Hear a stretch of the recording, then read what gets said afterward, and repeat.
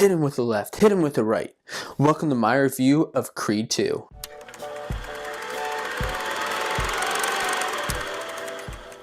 Welcome to Hritsko Reviews, where I review the latest movies that come out of theaters. This week, I'm talking about Creed 2. This movie was one of my most anticipated movies of 2018, and I'm going to talk about whether it lived up to the hype or not. I absolutely loved and adored Creed. I'm a huge Rocky fan. Whenever Michael B. Jordan came on the screen with Sylvester Stallone, I thought they stole the show, and the movie was a big surprise. In all honesty, that movie was pretty close to the original Rocky. Creed 2, not so much. Now this movie starts out strong, like really strong. Adonis Creed wins a light heavyweight boxing championship, and he's the champion of the world. He's feeling on top of the world.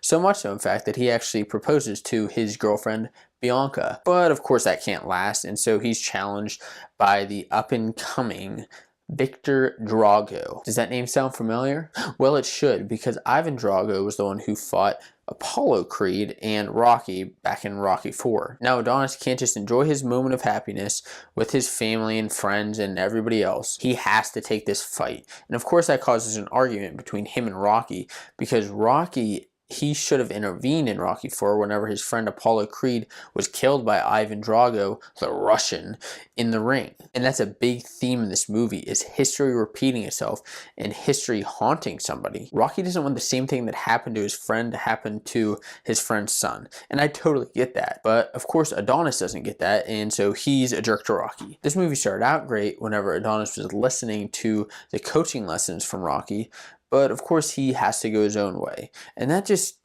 it drives me nuts about this character, because he has no respect for Rocky. I mean, the dude's a freaking legend. But anyway, this movie takes a dive into all the characters, and that includes the Dragos. Now it's interesting because neither of those characters, whether Victor or Ivan, actually talk until probably an hour into this movie, which is nuts, and you wonder what's going on. But they get a little bit of build up to their backstory. You learn what happens to Ivan Drago after he lost to Rocky. He lost everything, and this story is really a redemption story on his side, and I like seeing into his character and Victor's. The character development I didn't like so much was Adonis Creed and his girlfriend Bianca. Now I really wasn't a big fan of Bianca in Creed 1. I just don't think she's a lovable character or a girlfriend, and I don't think she's really that great of a person. Shots fired, I know. But this movie takes so much time to go into their relationship and everything that's going on with their life. It drags on so much, and it just bored me in this movie. It really did. I understand that there needs to be that character development, and there needs to be a little bit of drama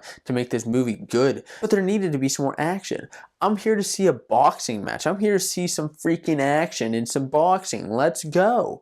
There wasn't enough of that. In my mind, there should have either been 20 minutes less of this movie or another boxing match, and I think that's completely viable. The good thing is, the final boxing match, Drago versus Creed, it lives up to the hype. The fight choreography is there. It is solid as the first movie. A lot of the other things from Ryan Coogler's original movie weren't there, and that includes the music. The music didn't really do it for me. It was kind of uninspiring. Unlike Bill Conti's Gonna Fly Now, this just, it was kind of rap music that really wasn't that great. And that music was in all the training montages and fighting and the drama. But about that fight, it was so awesome to see these two just go at it with each other. I really felt like I was watching a real boxing match with all the HBO interviews and weigh-in controversies and everything going on.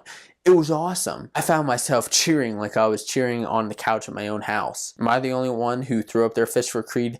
Let me know if you started getting excited in the theater too. Now, in my opinion, Creed was on par with the original Rocky. Creed 2 really wasn't. It was better than some of the Rockies, but it just really wasn't that great. There were a couple things missing and a couple things that just should have been cut from the movie. That's why I have to say Creed 2 was all butter, no salt.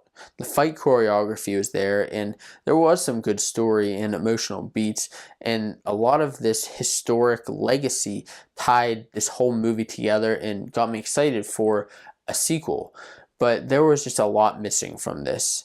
I'm interested in knowing, are you guys excited for a third Creed movie, or where do you think it will go? And if you like this video and want to be updated on all the latest movie reviews and what I thought about them, make sure you hit subscribe. Thanks for watching.